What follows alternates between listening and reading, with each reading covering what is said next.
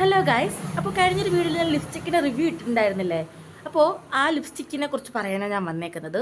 അപ്പോൾ ഞാൻ ആ വീഡിയോയിൽ പറയുന്നുണ്ട് ഫ്ലിപ്കാർട്ടിൽ ഇതിനൊരു 300 സംതിങ് 400 രൂപയ്ക്ക് അകത്ത് കിട്ടുന്നു. അപ്പോൾ എൻ്റെ ലിപ്സ്റ്റിക്ക് തീർന്നപ്പോൾ ഞാൻ ഫ്ലിപ്കാർട്ടിൽ നിന്ന് വാങ്ങിച്ചു. ഇതാണ് പ്രൊഡക്റ്റ്. ഓക്കെ, അപ്പോൾ ഇതിൻ്റെ ഷെയ്ഡ് വരുന്നത് കാണിച്ചു തരാമേ. ഇതാണ് ഷെയ്ഡ്. പക്ഷേ ഞാൻ വന്നേക്കുന്നത് ഈ ഷെയ്ഡിൻ്റെ കാര്യം പറയാനല്ല. ഷെയ്ഡ് എനിക്ക് ഇഷ്ടപ്പെട്ടില്ല. ഷെയ്ഡ് എനിക്ക് ഇഷ്ടപ്പെട്ടില്ല. അതേപോലെ തന്നെ ചുണ്ട് ഇടുമ്പോഴത്തേന് ചുണ്ട് ഭയങ്കരമായിട്ട് ഡ്രൈ ആവുന്നുണ്ട്. അതേപോലെ തന്നെ ഞാൻ മുമ്പ് ഉപയോഗിച്ചിട്ടുണ്ടല്ലോ, അപ്പോൾ എനിക്കറിയാം ഇതിൻ്റെ ടെക്സ്ചർ എങ്ങനെയാണ്. ആ ടെക്സ്ചർ അല്ലായിരുന്നു ഈ ലിപ്സ്റ്റിക്കിൻ്റെ. ഭയങ്കര മോശം റിവ്യൂ ആണ് കേട്ടോ. അത്രയ്ക്കും എൻ്റെ ചുണ്ട് മൊത്തം പൊട്ടി ഒരുമാതിരിയായി. അപ്പോൾ ഞാനിത് പിന്നെ മാച്ച് കളയാൻ നോക്കിയിട്ട് ഒരുമാതിരി പെയിൻ്റ് അടിച്ചുകൂടെ ഒട്ടിയിരിക്കുകയാണ്, അങ്ങും ഇങ്ങുമായിട്ട് ഒട്ടിയിരിക്കുകയായിരുന്നു. അപ്പോൾ വില കുറവിൽ കാണുമ്പോൾ നിങ്ങളിത് വാങ്ങല്ലേ. കാരണം ഇത് ഞാൻ വാങ്ങിച്ചു, അങ്ങനെയാണെങ്കിൽ പഞ്ഞലാണ് കൊള്ളത്തിലെന്ന് റിവ്യൂ കൊടുത്ത് റിട്ടേൺ അടിക്കാൻ നോക്കി.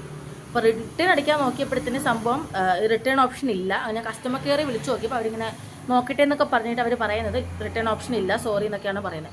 അപ്പോൾ എന്തെല്ലാം പൈസ പോട്ടെ. പക്ഷേ നിങ്ങളെങ്കിലും ഇനി വാങ്ങരുത്. ഓഫറിലും വില കുറവിലൊക്കെ കാണുമ്പോൾ സാധനങ്ങൾ വാങ്ങിച്ച് കൂട്ടല്. കാരണം എനിക്ക് പണി കിട്ടിയതാണ്.